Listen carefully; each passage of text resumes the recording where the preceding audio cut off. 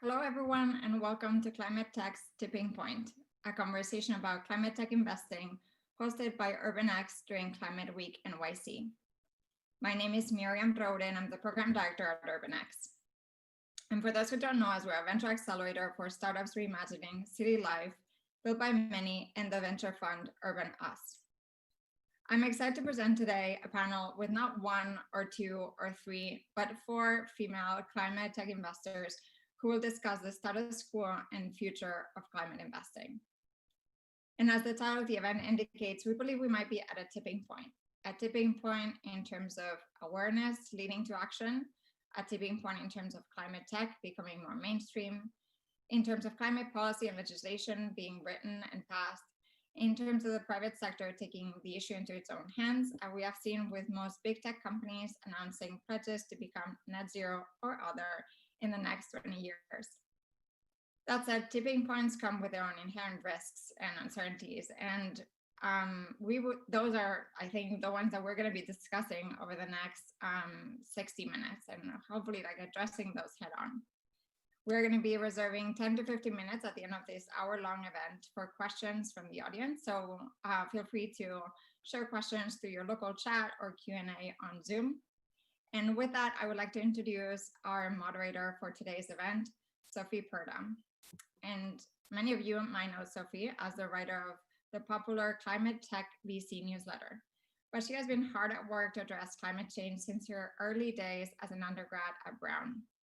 Sophie has tackled climate change from the policy perspective when she co-authored Rhode Island's first climate change law, from the institutional investor perspective when she launched the first university ESG fund at Brown's endowment, and as the co-founder of the ag-tech startup Kulab Bio.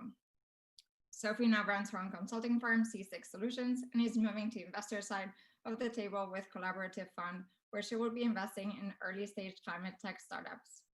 And so with that, thank you, Sophie. The floor is yours. Amazing. Thank you, Miriam. Welcome, everybody. So glad to be talking about this on a Wednesday. We've got an amazing group of panelists here to share their thoughts on climate tech investing with you, trends, where it's been, where we're going.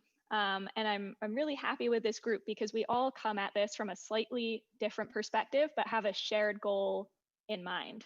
And with no further ado, we'll get right into that in the panel. But first, I want to take a second to introduce everybody and share some short bios so you understand where their perspective is coming from.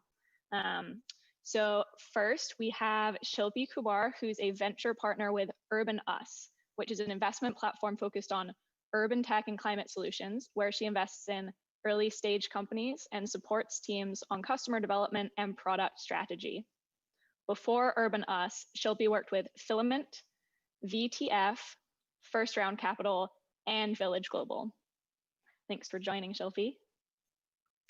And next we have Lily Berniker, who's a principal at Collaborative Fund, which is a seed stage venture capital firm focused on technologies that sit at the intersection of for-profit and for good. At Collaborative Fund, she spends most of her time on opportunities related to healthcare and climate tech. Prior to her current role, Lily worked in management consulting and at an accelerator based in Washington, DC. Thanks, Lily. And last but absolutely not least, we have Amy Francetic, who's the founder and managing general partner of Buoyant Ventures, which is a new venture fund which is based in Chicago and invests in digital climate solutions for energy, transportation, agriculture, and the built environment. Amy's career spans over 20 years of high technology entrepreneurship, private equity, and research. Interestingly, Amy also previously founded and led Energize Ventures and Clean Energy Trust. So thanks so much for joining us, Amy. Thank you. All right, so we've gathered the panel. We have a great topic. Let's get right on into it. So from our bios, we all call ourselves climate investors, but I think we come at it from slightly different perspectives, and we define what climate tech and climate investing means slightly differently. And I think there's no better way to kind of define our approach than to start talking about it. And I know that you all love your portfolio companies equally, of course, but maybe we can start by picking one each for now to help us understand your fund's approach to defining climate investing. Who wants to kick us off?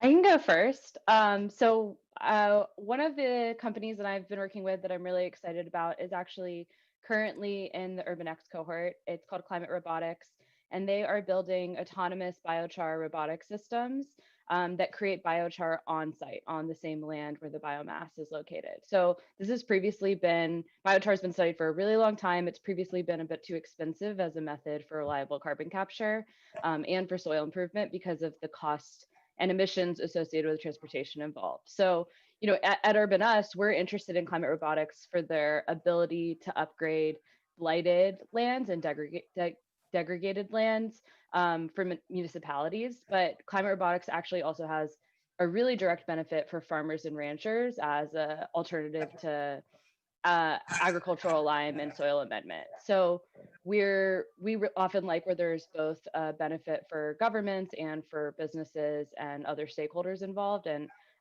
it's been so great to work with Jason and Morgan. And so I'm excited to share that as a kind of good example. That's a great example, and the team's fantastic there as well. Anyone else? Amy, Lily? I'll go next. Sure. Well, I'm so pleased to be here. Thank you so much for including me and for pulling this panel together, and just very excited to share some time with you amazingly accomplished and interesting women. The company that I wanted to mention was Raptor Maps. We just made an investment in Raptor Maps, and it's a very good example of our thesis because it is a software company that is using their artificial intelligence and machine learning expertise to analyze footage from drones to help large owner operators as well as independent engineers working on utility scale solar to really optimize the solar system. So using their technology, they can help identify when repairs are needed. They can help owners figure out how to build more solar on a site. And then most importantly, they're trying to create a system of record which will keep track of every event as well as performance data on that asset, which is extremely valuable when institutional investors come in and want to purchase and transact with those owner operators on that for that system. And so we expect that there will be a lot more institutional capital coming into the renewable space. And so someone that has a software solution that can make that easier for folks and can attract more capital to us is really having a very positive climate impact. Fantastic. Also love the Raptor Maps team. This is a great group so far. We should build a portfolio together. All right, Lily. Sure. The company that comes to mind for me is the first business I invested in when I joined Collab. So basically 2 years ago. This is what I thought venture investing would be like. When I started investing, as Sophie mentioned, I was consulting before. And so like, this was the dream deal for me. And it was actually a little bit of a stretch, I think, from what we typically consider our bread and butter at the time at Collaborative, because it's a deep tech investment in a cultivated meat company. And we've invested in a decent amount of bioengineering and synthetic biology platforms that are engineering alternatives for food and bev. But this was the first one in meat. And so we've been working with them for 2 years. It's been really special to work on a moonshot like this. But at the same time, it feels uniquely inevitable in many ways, which is something that I think we look for when we invest in climate. We look for opportunities where there are either market pressures or consumer demand shifts that are coupled with fundamental changes in enabling technologies that make this possible for the first time. So it's a breakthrough technology that benefits a lot from a lot of the cost reductions in genome sequencing and gene editing and bioprocessing. And it's a super excited business and wonderful team. So that's been a bunch of fun. Amazing. Great. Well, that worked particularly well. We have a little bit of hardware, we have some digital, and we've got some consumer across the biochar, solar and alternative meat.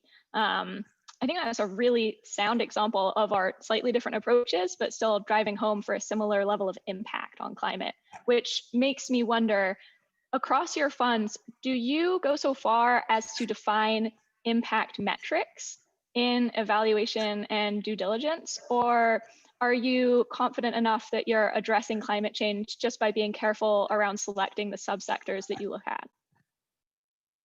I'd be happy to jump in, because we absolutely have a really clear lens that we use to evaluate the potential impact of the companies that we would invest in. And we are adhering to 9 of the UN Sustainable Development Goals. So we'll be measuring impact along those lines. And that's also, an important part of how we hope to build a portfolio that has a broad as well as deep impact. So everything that we will invest in is screened for that. And then we require our companies to give us an annual report that sort of demonstrates defensively what their impact is, and we'll roll that up in the portfolio for our investors. And the other thing we really care about is diversity and inclusion. And so the other thing we're looking for are diverse founders and CEOs. And if the team does not have a diversity and inclusion policy or strategy in place, we'll work with them to try to create that, so that as they build their team and their board, they'll be actively sourcing more diverse candidates. And then we do require reporting metrics on their progress towards those goals. I'd love to hear more about when you say you require an annual report on impact from the portfolio companies. Can you give us a teaser of what kind of metrics might be in there? Sure. So in the case of Raptor Maps, so they are, we will measure how many megawatts of solar, for instance, they have on their platform, and from the beginning of the year to the end of the year, like how many additional megawatts they've added, and then we kind of roll that up. We'll have that report. It's a simple metric that is very much aligned with their business anyway, so it's not something additional. We're not looking for this additionality for them, for their technology to do something additional. We're really just trying to measure how much solar they are actually working on, and then we will be tracking that growth over time, and also trying to understand and to make sure that our thesis, that they're helping to do more and more solar and more transactions with investors, that comes true. So that's part of what the metric is about. Super helpful. And I could keep bugging you, Amy, and ask if you think other investors are requesting similar data, or I could go ahead and ask Shilpi and Lily if they're doing the same. So are you guys asking portfolio companies for impact metrics? So right now we've been much more diligent about narrative alignment. Our primary interests are whether products or services can do, make an impact on greenhouse gas reduction, electrification. We think about increased resilience and improved quality of community density. And this has a lot to do that we have this urban focus as well. But we do also track how investments link to the Sustainable Development Goals. And we're starting to incorporate the project drawdowns categories for sources and sinks, which I think is a really valuable framework. So there's some specific metrics that would work across, but I think because we're doing a lot of systems level upgrades, we're not always tracking direct to the same types of impact metrics as other climate groups might be. Really well said. And for those who might not know much about project drawdown, could you double click into what that is and how you're aligning your assessment of the portfolio to those categories? Yeah, absolutely. So Project Drawdown is a really valuable institution, I think, to the whole movement. They've developed a framework with the 100 most promising climate solutions across multiple categories. So food, agriculture, and land use, industry, transportation, buildings, and they align their categories as being able to reduce the sources for emissions, as well as supporting the sinks for where we can sequester some of the existing atmospheric carbon. And they also make a big point to weighs all the different solutions about improving society and health and education. And they have a lot of, they did a really great Climate Week event actually on Monday, and are kind of flush for resources if you check out their website. No doubt. You can spend a whole day in there or 6 months as I did myself. So great Yeah. resource, great resource. And honestly, a lot, I've seen it on the other side, right? A lot, and maybe you guys have also witnessed this, but lots of talent that's pouring into this space right now goes to Project Drawdown almost first to take a look at that massive list of potential opportunity areas and decide if they want to align themselves and their career with the most quantifiably high impact area, or potentially that's just a laundry list of ideas that might be particularly attractive to them personally. So thanks for explaining that. Really cool that you're connecting that in with your impact metrics. All right, Lily. So I know this one's a little bit different for you all because Collaborative is inherently a generalist fund. So how do you think about measuring impact? Yeah. So we actually had a very long team discussion about this yesterday across the portfolio. So the short answer is we don't have like a threshold like BEV would have around like it needs to be a gigaton before we consider making the investment. And that's both because, as you said, Sophie, we're a generalist fund. And so while we've been mission driven for a decade, the ways in which the problems that we solve are so diverse that we don't have a standardized framework that we can apply across those businesses. I would say specifically in climate, we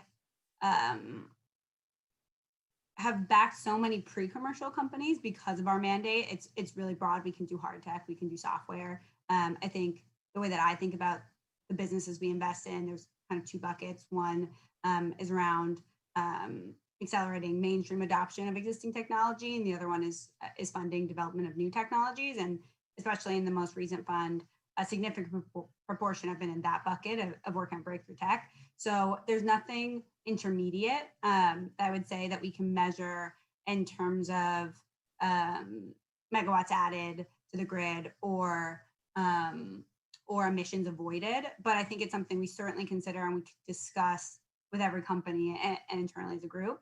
But it just hasn't made sense yet, both because of the stage that we invest and the type of investments that we have to make in climate, and because it's a pretty broad mandate. But I would say that as a philosophy, we look for opportunities to drive exponential improvement, and that's something that we believe is required to achieve the level of scale that we need urgently to avoid 2 degrees by 2050. And so we look for opportunities where the megawatt difference or the emissions avoided are massive, and that's also related to a massive step change in performance that's going to drive adoption beyond improved sustainability portfolio. So our profile. So that's a little bit about how we think about it at the highest level. Thanks. I've heard your partner Craig talk about this pretty succinctly as the villain test before. You've probably heard this story many times. Do you want to give us the 20-second version of it? Sure. So the way that I think Tesla has always been the example that Craig likes to use for the villain test, even before we had such a big portfolio on climate. But basically, it's the concept that regardless of the positive environmental, social, economic impact, it's just the better, sexier choice, and that's why people adopt it. And I think there are certain industries where that is that we like to look at in climate, where the villain test isn't there yet. And I'm excited to talk to folks that are doing more in infrastructure and industrials, materials, where we feel like there is not the market pressures that you see with oil and gas majors struggling with stranded assets and looking for ways to diversify, or the cost competitive requirements of renewables tech, or consumers demanding more sustainable food. And so without any of those pressures and without a strong regulatory framework, which I think we'll get into later, to drive a change, the villain test is do I want this more? Is this a better option, not just on cost, table stakes, but on performance? And so would a person who is only looking for their own personal gain choose it, regardless of the positive impacts? So not the succinct way that Craig describes it, but that's a little bit how I think All good. We'll have to brainstorm with everybody on who's listening in today what a good example of a character would be. I've heard it described as the Mr. Burns test before, but I feel like we need a climate focused one, and it would be great if we had a female villain as well. But anyway, all right. So we've got a mix of hardware, looking at you, Shilpi, and digital, looking at you, Amy, pretty specifically focused investment perspectives here. Amy, you go so far as to say you're investing in digital solutions to climate change. Help me out.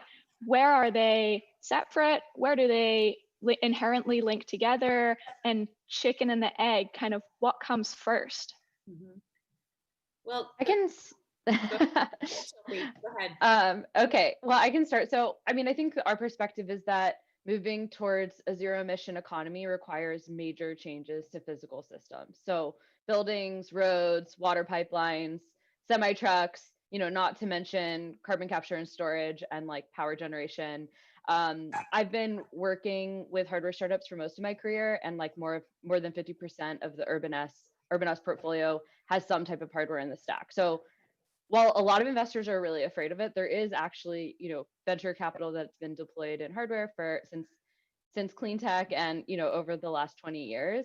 I think that to say that it's a building block or it has to come first, maybe is oversimplifying it. I think in each aspect, in each sector of industry, there's an aspect where hardware is playing a layer for either getting new types of machines and mechanics in place, and also for the IoT sensor systems that are collecting that data and enabling new types of operation. We've also made quite a few investments that are software based and based on using this new data and information and optimization engines to reduce lags and identify areas for where even the new charging infrastructure is going to go and where it could best be used. So I think hardware does add an additional risk dimension. Suppliers, manufacturers having to do distribution, but it also tends to require more equity capital than software companies. So I think that there is a way that, at least from an investor perspective, looking across both sectors is important, even if you're going to only make software investments or large scale hard tech investments. Because the way the each kind of sector is moving forward, there's going to be both aspects that are going through rapid transformation. Yeah, and I would just say that when we to define digital to us means software and hardware that is capital efficient, that can be scaled up immediately and added immediately as a solution, and can also include like new business models that have technology or web or mobile as part of their fundamental offering. So that's how we define digital. And just as Shilpi said, looking at the proliferation of low-cost sensors that can capture unique data that gives some of these companies a real information edge for what they're doing with their algorithms, to be able to ingest unique data that gives them something better to work with than what's publicly available, and then to be able to offer insights or a solution to a customer that is better than what they could get on their own. So, and in the case of Raptor Maps, they're collecting data from a piece of hardware, very frequently from the drones, and they're putting this into their system. So that gives them that unique advantage that they can use to help the solar owner, operator, or engineer to operate that system more cost effectively and more productively. We see that a lot, in different kinds of hardware sensors being used in agriculture to capture data from the farm or the field, or to capture information along the supply chain from the farm to the store to the customer. And so oftentimes there is some kind of device that is being either relaying tracking information or something regarding the health of that food product or that animal product. And then, even in the case of infrastructure, we were looking at companies that put sensors inside pipes in municipal water infrastructure to understand what's happening in those pipes, because ironically, the municipal water agencies don't really know what's happening in those pipes until the water turns up somewhere else. So when it turns up in people's basements or in the streets or backing up out of the sewers or being dumped into the lakes and streams, they're trying to capture, they're using those sensors to capture that information, but their real product offering are the insights that they're delivering to the customer from the data. Thanks. Shilpi, you mentioned potential need for different types of equity coming in to, these are, what I'm getting at is lots of these hardware plays are expensive and they take a long time to develop and to roll out. And venture is a very specific asset class, right? That works for very specific types of business models at a very specific point in their life cycle. What other asset classes do we need? Are we missing? Do we need to see more of to meet this, call that we're reading about daily from the IEA, the EIA, all of the other policy institutions are calling for an all hands on deck approach. What other asset classes do we need to see around the table? Yeah, absolutely. I mean, I think I can speak to what Urban S is doing, but first I'll lead with that there have been lots of solutions from both the federal government, departments of energy and departments of transportation, big grants coming from even state funds into doing deployments and testing in the field as much as they can. So a lot of the companies that we've seen already, before raising any venture money, are coming in with $500,000, $1 million of investment from government funding. I think in addition to that, from the other side, we're seeing Walmart, Microsoft, Amazon deploy, billions, literally billions of dollars into climate, and they're not focused just on venture. They're focused on debt and credit, and they're looking at alternative asset classes to put, as Lily was talking about, like how can we scale out these opportunities? What assets are ready for deployment and scale? That's one aspect of what's needed.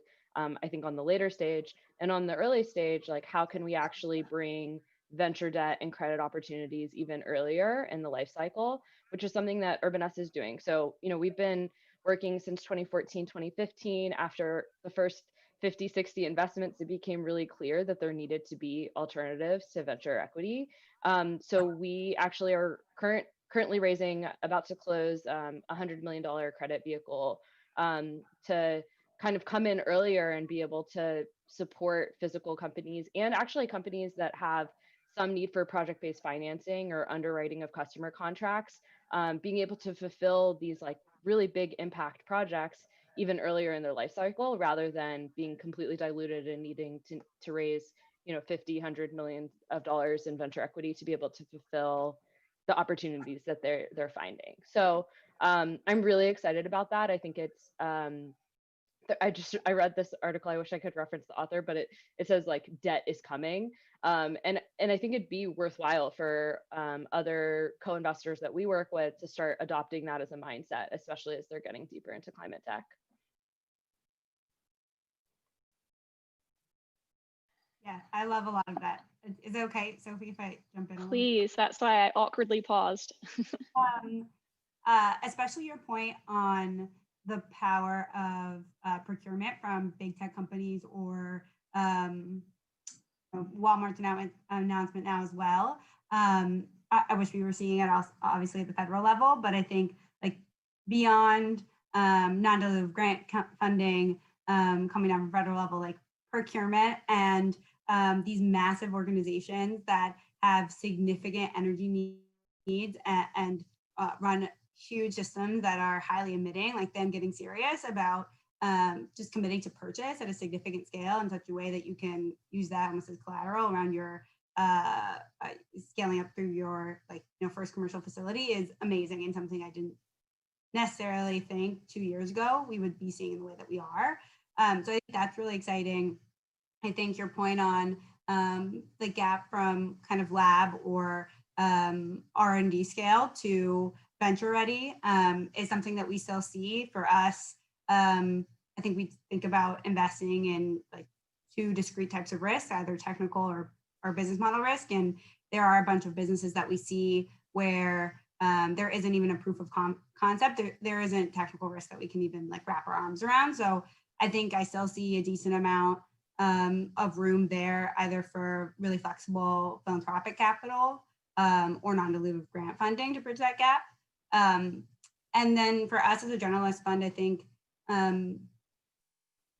one way I think about doing my job is helping to de-risk some climate-related investments for traditional tech investors. It's not going to be a fit for everybody. Timelines don't work for everybody. Expertise isn't necessarily there, but the extent to which we can play a role in saying like, hey, this meets our returns standards, which we know are the same as y'all's. Like we work with you on Series A's and consumer software.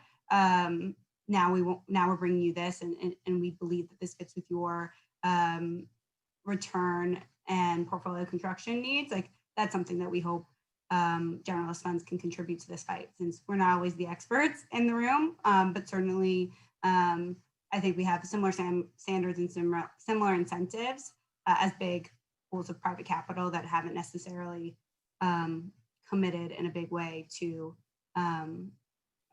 venture funding for climate. So that's how Yep. So almost helping prep the follow-on from generalists. Yeah, interesting.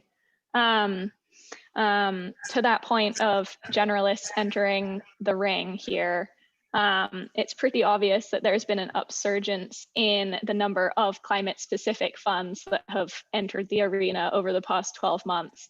Are we seeing the same volume of capital from the generalist side pour into climate tech, or said another way, what's it going to take for climate tech to go mainstream? Well, you know what, we are seeing in our thesis a lot of the funds that are software investors coming into the space, and that's actually really validating. The deal we just did, Raptor Maps, we co-led their Series A, and Data Point Ventures in Boston, which is a fund that is mostly focused on enterprise software, was the other big investor in that round. And so we're really encouraged by that. We like the fact that it can bring in capital that clearly has a return objective. So I think that that's the other message, to the investor world, is that we're all driving for returns here. This is not charity. This is really like we are all driving for, if you're a venture fund, venture returns, or PE, shop, you're looking for PE returns in this. So I think that that's also kind of an evolution of what's happened with ESG investing, that, the big investor community has recognized that if you're screening out some of these very fossil fuel intensive or carbon intensive investments, you're getting better returns automatically in the public markets. And so they're starting to see that as well in the private sector, in venture, that positive screen for solutions that are going to be more aligned with climate solutions, a resilient future, sustainability, are going to outperform those that are heavily dependent upon fossil fuel industries. And so that's, to me, a big signal that you're seeing institutional investors coming in, you're seeing traditional generalist funds, software investors coming in. And I think that the key thing we have to keep in mind about it going mainstream is that it's still, to really be an investor, at least on the energy side of climate, to be knowledgeable about what it takes to build a company in the energy sector, you have to have knowledge of policy and energy markets. And it's really not for someone who's casually involved in this sector. It'd be very easy to misread market signals in the energy space if you're not really knowledgeable about how regulatory change could affect your business, or you're also not knowledgeable about what it takes to actually influence outcomes that will benefit you. You have to sort of be in the game. And it's really, really hard to do that from the outside if you don't really know like how to pull some of these levers to your benefit, because if your company isn't doing it, their competitors absolutely are thinking about it. So I think that that's a consideration, that we're excited to have more capital come in, but I think the mainstream, needing some expertise is really, really necessary to be successful in this space. Shilpi, thoughts there? I mean, I just to seed it a little bit further, because I think this is really interesting, right? Like I've heard it argued that just like what you were saying, Amy, you really have to marry the space rather than date it. Yeah. It's complicated. There's science risk, there's regulatory risk, there's early stage risk, there's business model risk. The list kind of goes on. This isn't for the faint of heart. You can dabble, but if you really want to play, you have to invest a lot in understanding all of the systems and the interconnectedness there. That's just a fun quote, but then On the other side, I've also heard that the mainstream investors, not to put them all in one massive bucket, but I've heard that they're kind of waiting for some large exit success stories, Tesla being one of the few of them that's highly oversighted. And so I get quite excited when I see longer term exit opportunities like the long-term stock exchange finally come online, where we're valuing long-term thinking.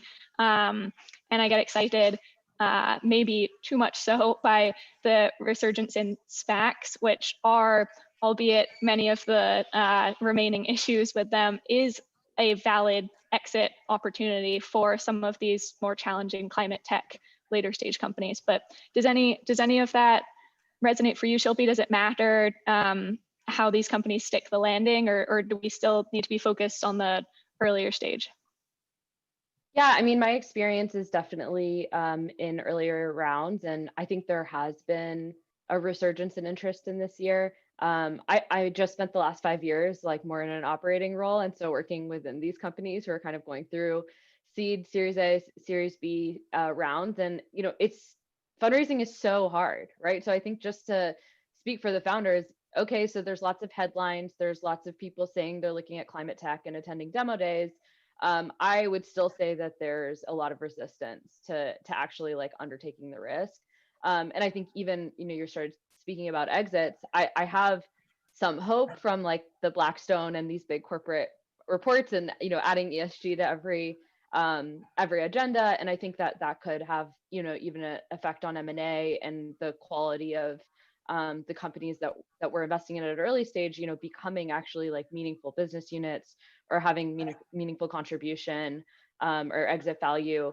But I think that the sort of proof is in the pudding part for lower risk and later stage investors.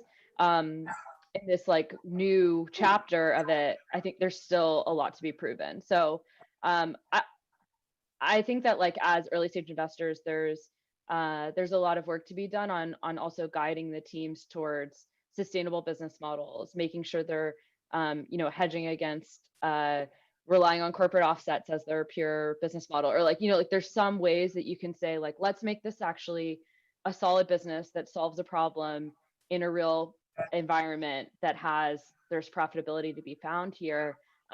Rather than just saying, there's tons of money going into climate tech, like it doesn't matter, what our business looks like because someone's going to invest. Because I don't know if I want to build a foundation there if I'm a founder. Absolutely, yeah. And to your point about, the shifting floods of capital, now there's a lot of conversation happening on the corporate side and action, I would argue, less so actually negative action on the governmental side, and somewhere kind of neutral-ish on consumer. I'm talking about the past 6 months or so. Has that massive swing of the pendulum over to the corporate side affected your individual, interest levels and more of an enterprise sales model, or has it not gotten there yet? I can speak really quickly about this. I've been looking at so many companies that do have some way to sell offsets or carbon offsets to these corporate buyers. I think Stripe did a really big favor to like creating a model for it and sort of putting their money where their mouth was really early. But I do think for a founder looking at that as a revenue stream, there's so much uncertainty. And so I'm excited as like a citizen of the earth and like for all of these corporates to be committing to zero emissions. One of the things that I was really excited by is Microsoft released a report with CDP on how they're enforcing this on their suppliers and bringing forestation and water security and carbon to tracking amongst the suppliers. Because I think on the industrial side, that becomes a big missing gap, right? What's behind the lens of what a consumer cares about, or like trying to individuate responsibility, which I think is really a huge step. But I think for the companies like that we're investing in, I still think that, that villain test is a great way to frame it. What is the motivation driving this? And is it for being on the sustainability page of their site, or is it being on their P&L? Like, and I think what side are you actually coming at with these corporate commitments? And yeah, I think that the sort of realist in me is wonders how deep the pockets of the PR go. And I agree, there has been a lot of action. So I'm hopeful, but I think navigating it in building a company model around it and trying to design for profit is something that we encourage. I think the real area, so I agree, Shilpi, that how much of it is being driven for business value versus PR value, right? So I think that that's a question. But I think what we see as a real opportunity that's emerged in the last few years is the interest in measuring climate risk. So because these businesses are suddenly realizing that investments they have made are not well positioned to be successful in the long run. So they're not adaptable to climate change. And there's a lot of risk associated with that. And they're now very interested in measuring that risk and trying to use that measurement to guide their future investing opportunities. That's a pure business value. That's not for PR, nothing. That's people saying, oh my gosh, I've got all these mortgages in areas that are going to be flooded repeatedly or are going to have wildfire risk. And this is a bad business decision, or I'm underwriting insurance and I can't underwrite insurance with these models that exist that are 40 years old that are no longer relevant. So those are purely being driven by business value. And I think that from the enterprise value standpoint is a real opportunity for a lot of these great technologists to help these big businesses, these investors, governments, municipalities come up with a more accurate measurement of that risk so they can invest more thoughtfully and more successfully in the future. And so that they can also be part of the solution, moving forward. I think that's a very sincere business interest. Yeah, I definitely would agree with that. I mean, I think one example I can give in our portfolio here is one concern, which is actually kind of like been around for a while and is touted in the sector. They model risk associated with earthquakes and water, and insurance companies are investing heavily in flood modeling as it's kind of like a new product for them, right? It's like this whole new market opportunity in flood risk and in flood insurance, sorry. And first responders can use this, real estate owners and citizens are obviously impacted. But I think one example of how this happens is like one concern opted to work with local governments and first responders, even though there's a much longer sales cycle than working with insurance, right? So if you have these like multiple stakeholders and you can try to see, where you're getting headway, it's also, I think some of the technologies the impact of them could die on the vine, right? Because they're selling only within one commercial group rather than now one concern, I think they announced this year, they're doing a deployment for the whole country of Japan, right? Which has massive impact. And so I think finding ways that you can balance this business interest and commercial interest with also the full value of the platform that you're developing and trying to de-risk it for the municipalities and governments and first responders and public entities along the way is something that our portfolio we're really dedicated to, right? Because it's difficult to invest in GovTech and civic tech opportunities as an investor, but often these solutions are really meaningful if they're being given to all types of entities. Yeah, the only thing that I would add is we've seen a ton of, I think, carbon accounting platforms that are meant for enterprises, and clearly this is a existing industry with a lot of consultants and I would say more people-driven solutions and software-driven solutions, and I think there's a lot of excitement there. And I would say to make the impact of these corporate commitments super effective beyond protecting like existential risks to their supply chains or their physical assets, it's going to give them, they need a way better sense, I think, of where their carbon is. And I think we've seen some exciting startups take that on, but I don't have a good sense that a lot of the largest, most highly emitting players know exactly where the carbon is. And so I think that's also going to be a prerequisite. And I don't know if that sale happens now as part of like my large scale commitment to zero emissions, or that happens when we're closer to a price on carbon.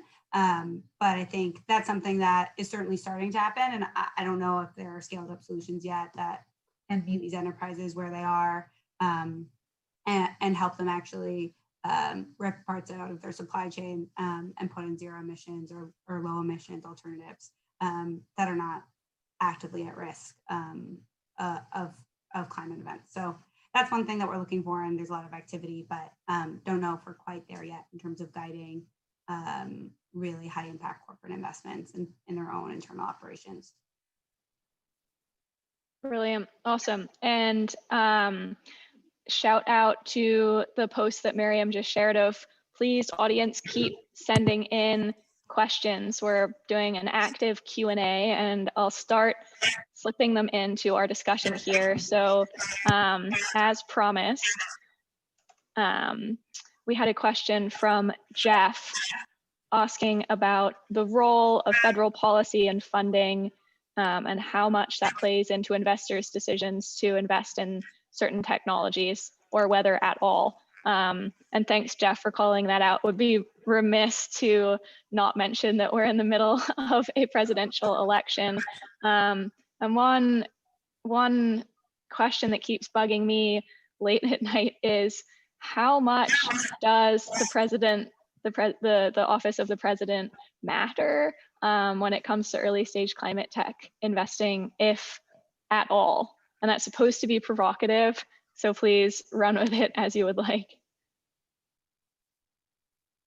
I think we've been waiting for tailwinds for a long time, you know, and I think that the president's leadership on this is really important because it does provide overall support for the industry. It provides support for those big customers. You know, the businesses no longer have to be doing it only to be a business leader, that if they had some support at the federal level, it would give great tailwinds to the industry. It also really matters on our standing, you know, internationally, to have a leader that validates that this is a big issue and a big problem, and that we're going to do something about it. So I think we've just been really, it's been really painful not having more leadership on this issue, not only for what it means, you know, to people's health and safety, but, you know, internationally, as well as, you know, all of the innovators that are working on solutions.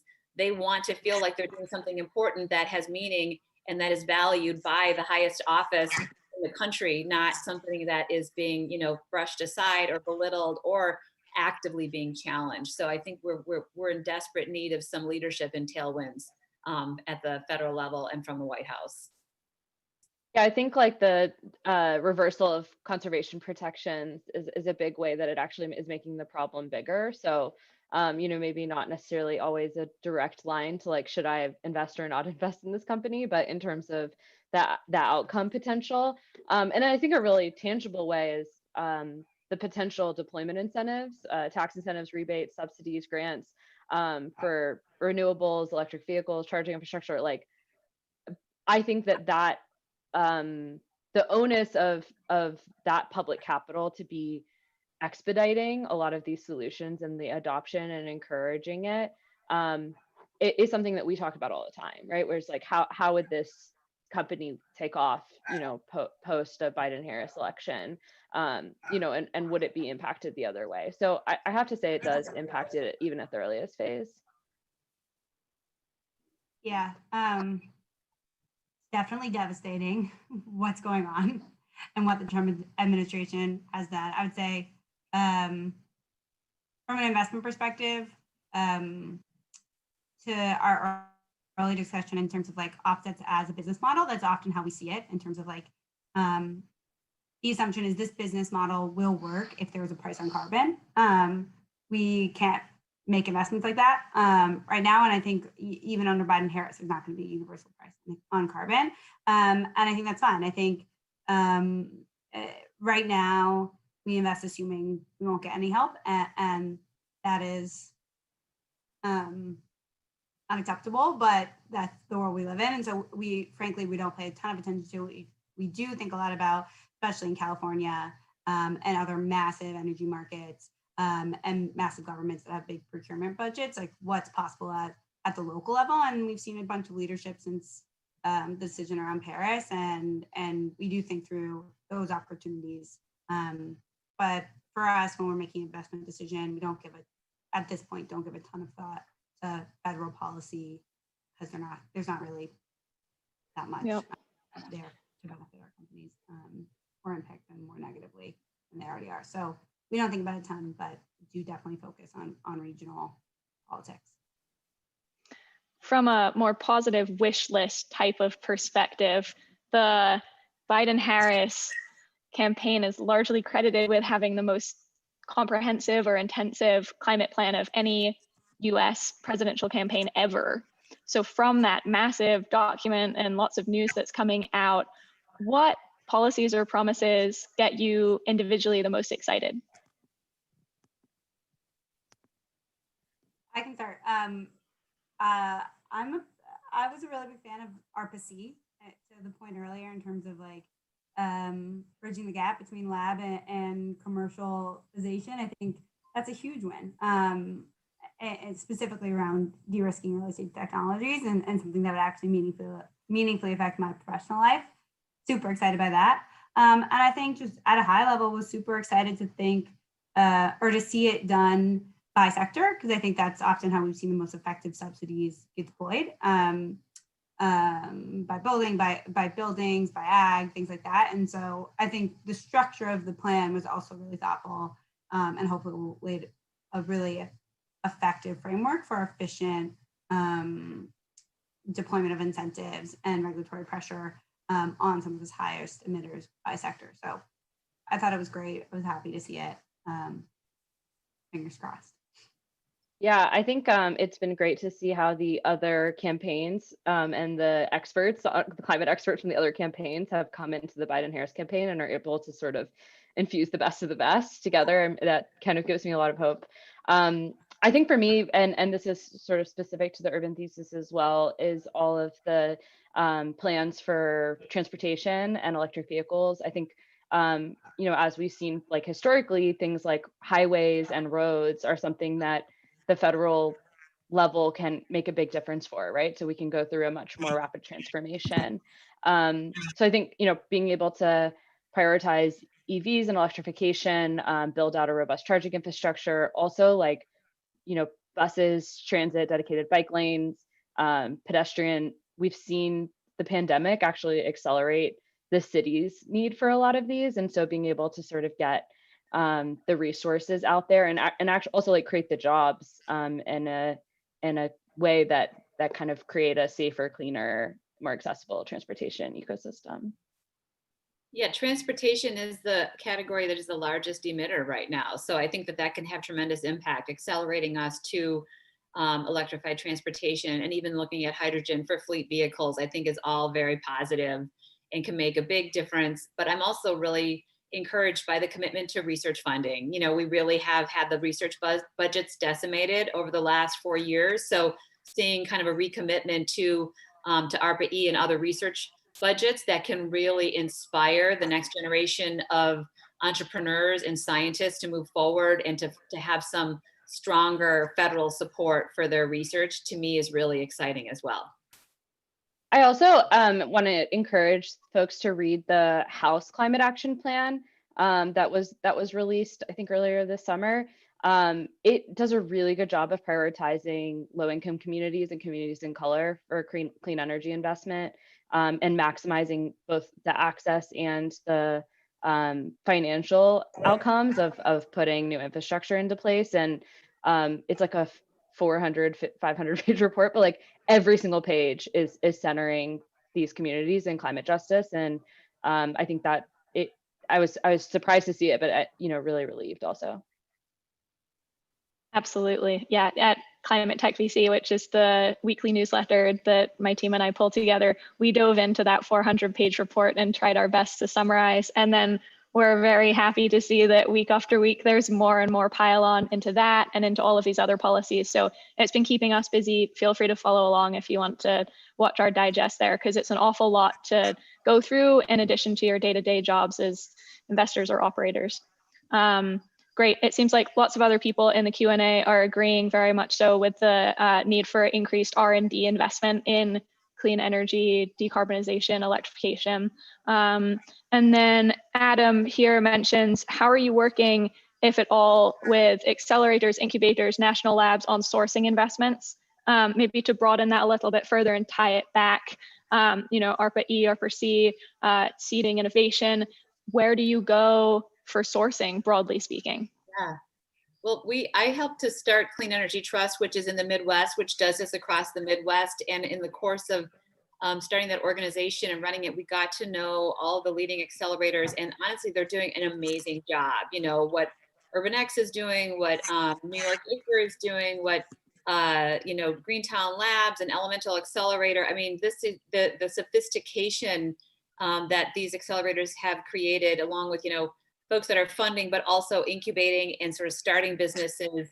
And honestly, the universities are doing a terrific job too. So just making your rounds, when we got started with Clean Energy Trust in 2010, very few universities had seed funds to support their student and professor-led spinouts. And now nearly every university has a seed fund.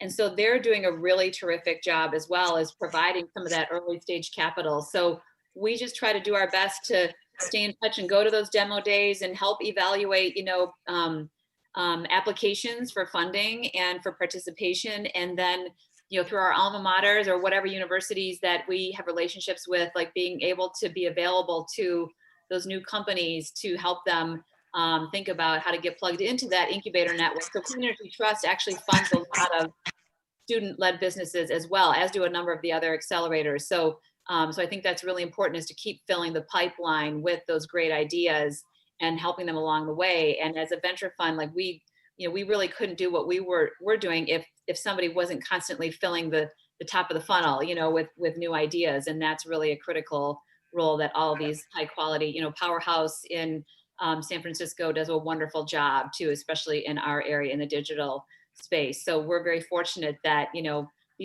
this category of organizations didn't really exist 10 years ago. And now we have so many good ones across the country, and, they need support too. They need support, from the federal government, from corporations, from individuals. Most of them are nonprofits. And so they're always raising money and kind of doing a lot on a shoestring budget. So it's important that we can figure out a way to keep them vibrant and healthy and growing. Well said, Amy. Well said. Well, we need to leave time here, so Miriam can take back the mic and share a little bit about one of those leading organizations in keeping this space healthy. Thanks for giving us the floor here, Miriam. Appreciate it. Thank you. Thank you so much. Thank you, Sophie, Amy, Lily, Shilpi, for sharing your experience and thought with us on this important topic. It's been a great discussion, and I was tracking all the questions. There are so many that we didn't get to. I'm sorry, we'll communicate those to speakers so that they can reach out to you if there's any direct links there. But in any case, yeah, I guess before we wrap up at UrbanX, we are looking to make 10 investments in the next 2 months, and applications for our next cohort close on October 8th.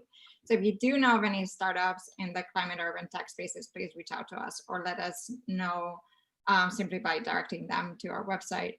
And we have a virtual open house coming up on October 1st, and our biggest event of the program, our demo day cohort 8 on October 15th. So with that, I want to thank again our speakers. I want to thank you guys for participating, and we hope to see you very soon. Thank you.